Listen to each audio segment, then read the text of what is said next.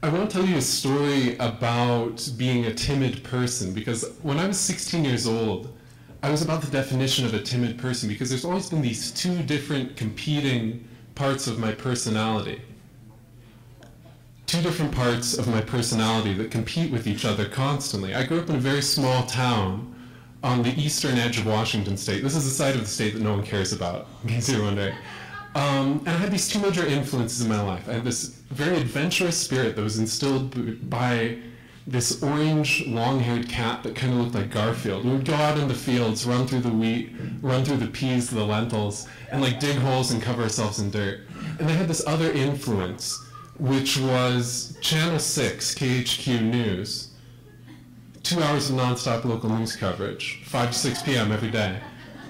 Meth house explosions, murders, drug deals, rapes, it just goes on. And they did this terrible thing where they would say something just like awful and terrifying and then cut to commercial break. And it was like Zig Ziglar's like carpet sale on right now. Like all this sort of stuff, it was terrible. And it gave me this really timid part of my personality. And so there's always been this conflict between these two sides of myself. And when I was 16, the adventurous side won, and I picked up and I left the house and I moved up into the Cascade Mountains in the middle of the state by myself into this little Lutheran retreat center, 100 people, 300 inches of snow that winter, and 10 classmates total in my entire high school. It was a little tiny public high school. But that first day I stepped off the bus, this big yellow school bus, and I picked up the giant Tupperware that my mother had given me to stash all of my possessions for the next year of my life. I'm carrying this giant tub across this little tiny village, and I look up and I see what to this day I still think of as probably the most beautiful woman I've ever seen. It was someone who was probably a dancer and almost certainly a poet. She had this like flowing red hair, and like I couldn't for the life of me tell if she was 15 years old or 35 years old. It was like one of those people that just like kind of flows in and out of age, like this totally surpassing this whole spectrum. And we made eye contact, and I was just smitten immediately. This story takes place over the course of a year, so I'm going to accelerate time here and fast forward into spring after most of the snow had melted in May. I was about to leave in June, and by this time I had, through a really long course, come to like philosophical enlightenment through all these different experiences that I had had. And we had become great friends, myself and the redheaded, beautiful woman. And what you need to know about this village though is that there's these two trees right in the center of the village, in the dead center of the village. Giant trees, 30 feet, 40 feet, 50 feet, I don't even know. And it was just a gathering point for people as they were going about their day. And the village actually sawed off the lower branches of these trees because they didn't want people climbing up and falling down and hitting the road and dying.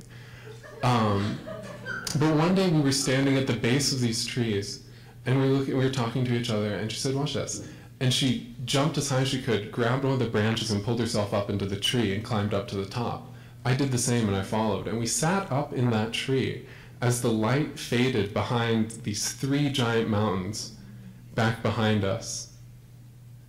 And the light was fading to blue, and we started talking about philosophy. And I realized that at this point, 17 years old in my life, that I had lost my religion and I had started to replace it with the people around me, and I was still madly in love with her.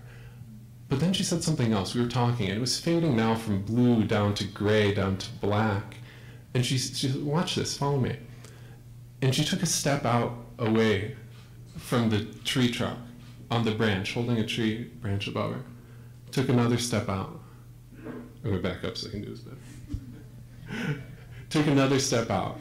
I was just looking, I was like, what is going on here? We were up 30 feet in this tree, and there was just a hard cement path and a road and a concrete ditch below us. And she took this giant step, reached over and grabbed a branch in the next tree over, and pulled herself and hugged up against the trunk. And at this point, I was a year into living in this village, just isolated from humanity and everything else. And she looked at me and we made eye contact, and this woman I was in love with looked at me and she said, "Follow me, come across." And like I said in the beginning, there's these two parts of my personality that are in constant conflict with each other. There's an adventurous side, and there's a very timid side. And to this day, I always wonder what would have happened if I had taken that step across the gap, because I didn't. And so if anyone has ever thwarted me in my love life, it's myself.